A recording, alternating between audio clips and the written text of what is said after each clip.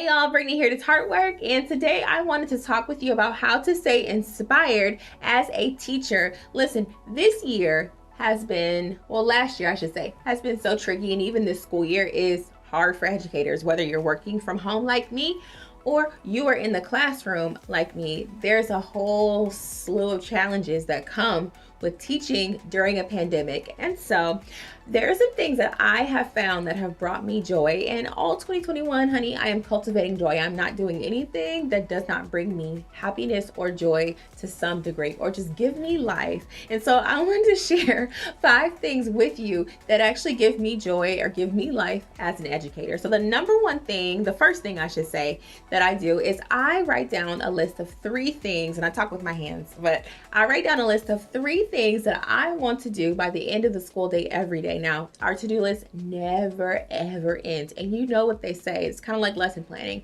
If you don't have a plan for the day, your students will have a plan for you. So that's like with life, but I also use that with like my teaching and what I want to actually accomplish that day, because it helps me to focus my brain. So when I walk into my classroom for the day, I write down the top 3 things that I want to achieve throughout the school day. So maybe it's grading a certain assignment, maybe it is pre-planning, maybe it is like even just reaching out to somebody down the hall, or maybe it's meditating like for 10 minutes, having a mindful moment to myself. Whatever the most 3 important things are, I do that. And so that way, number one, by the end of the school day, I don't feel like it's a wash, because sometimes we can feel like our school days are a wash, especially if the plans don't go well. And if you write those things down and you check them off as you do them, it makes you feel like, you know what, I accomplished something today. So write your top 3 things down. I promise you 3 things works. If you go like to 10, sometimes it gets crazy and you don't get stuff done. And then for me, at least, I end up feeling bad about myself, but it works, y'all. I promise you, do it. Okay, so the next thing that brings me joy or helps me stay inspired as a teacher is my space. So I try to make my space inspirational. So you can see here, like this, like light and airy, whatever, inspires me and makes me feel good. I will link my classroom, what is it, like my home classroom space, how I kind of put it together, and I may change it. However, whatever makes you feel inspired. So here's the thing, our classrooms are not our own. They are also for our children, our students, right? But it is so important because you're in that room for all of the day. If you are departmentalized, your students get to switch out rooms and get a new environment, but you don't. So, do something small for yourself, even if it's like a little sign, which this one says, I don't know if you can see it, stay home, or like flowers, or whatever makes you happy, do it. So some advice that I have for that, and this applies to you and this applies to your students as well. Walk through a space with your 5 senses. I like to think of teachers as event planners because we are. Every day we plan a lesson, which is an event, right? So when we think of that event, how do you approach it with your senses? What do you smell when you walk into space? What do you see? What do you hear? What do you feel? What type of vibe or energy is it, right? So approach it with your senses. And the smell part is funny to me. Because if you're a middle school teacher or a high school teacher, I'm sorry for you. Even teacher period, sometimes the smells can be intense. Sometimes I even like to have a candle and a candle warmer tucked away, like in a corner where no kid can access it in my room, because it makes the room smell good. You might not be able to do that because some kids have allergies, but it is a good tip if you want to smell a certain thing, in your room. Like I remember at the beginning of the school year, I used to have like the smell of apples. And then in the wintertime, it used to be like cinnamon. And so it just changed by the seasons, but students knew as soon as they walked in, they got like a whole, like, I don't know, it was a situation. So try that, make your space inspirational. And like even to your school desk, like, listen, I know that when my desk is cluttered, that means my brain is cluttered. And so Marie Kondo that thing. Marie Kondo your classroom, Marie Kondo even just your desk space, because you want whatever you see on your desk to spark joy for you, or whatever you see in your space. And so do what you have to do to be happy when you walk into that classroom, knowing it's for your students, because again, if you are not full, they cannot be either, okay? If you don't feel like you're cared for, then honey, how can you run it over your cup to get to them? Okay, so the third way, this is huge, I feel like we all do this nowadays especially, is Teachergram. So I am so inspired by all the educators who are so open to sharing all their strategies, their tips. When I'm having trouble or I want a super creative lesson, I will often go to Instagram and I will seek out the advice of my teacher friends, or even YouTube. Seek out the advice of my teacher friends who are doing amazing things in their classroom, and that helps me stay lifted. Now, sometimes it can be hard because you look at somebody else's classroom and you're like, oh my gosh, like, how come I can't? This is me, right? I'm talking to myself. Oh, how come I can't do that? I wish I could do this. Like, get into this like self-defeating mindset. And then I think, okay, wait a minute. They're willing to share. They could do it. I could do it too.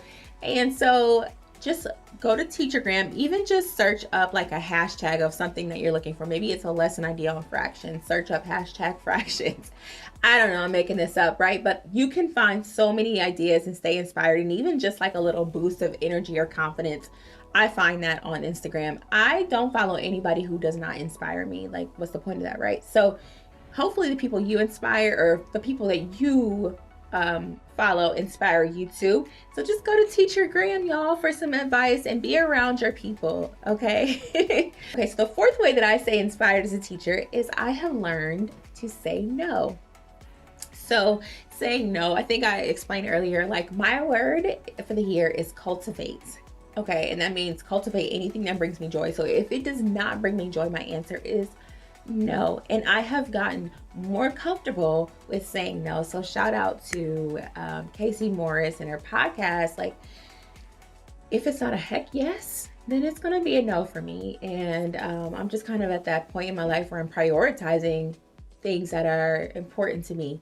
It doesn't mean that I'm being selfish. I'm still giving, but whatever I'm giving, I'm making sure that I am happy to give that, right? So if it means like grading those papers on the weekend, listen, my papers used to go for a little car ride with me, and they never got touched when I got home. They would literally set off my like passenger side seatbelt thing because the papers were so heavy and I never got to them. So listen, my answer was no to the grading papers over the weekend. I had to stop. Just anything that didn't bring me happiness. So sometimes, like, teaching from home is different because my parents have more access to me because they need to. But sometimes you might get an email over the weekend, and unless it's something like really important, but you know, the child is going through something, and I'm totally going to be responsive to that because they're in my care for some of the time, even though we're teaching from home.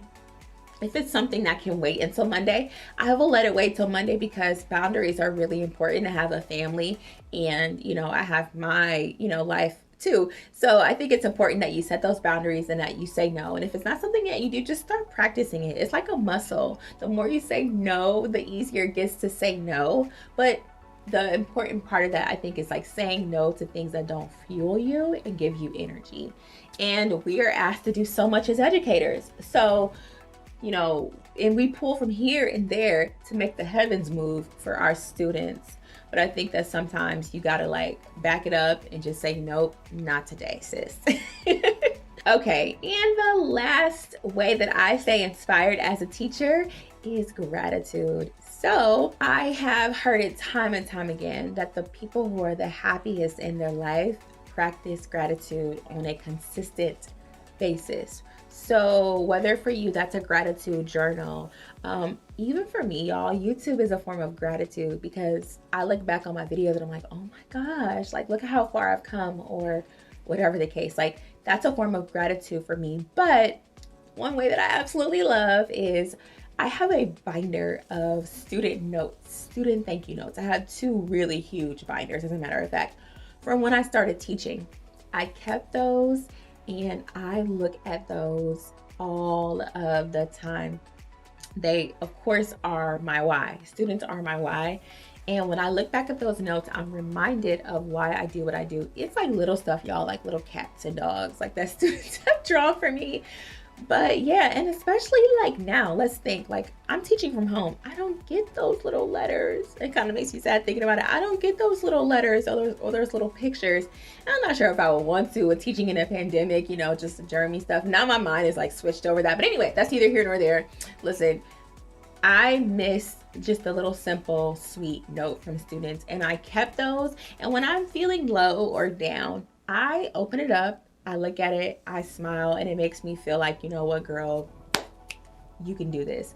So even if you, for yourself, if you don't like to collect student notes, I promise you, if you don't like write down the silly stuff that happens on certain days, like teachers could write a book over the things their students say. When something silly happens, listen, write it on a Post-it note, take it to your gratitude journal later and put it in there. And then 5 years later, you will never forget that student and you will not stop laughing at whatever it is that was said. So practicing gratitude on a day-to-day basis, even with your like coworkers, your colleagues, your teammates, saying thank you to them more often, sending them a simple note, it makes you feel good. So those are the tips and the ways that I stay inspired. I'm choosing to stay inspired this year. I think it's so easy to get caught up in all the negativity, and those things are real. Let me say, teaching this year, like I said, is not easy, but I am trying to find things to be joyful about. There are some things that are hard,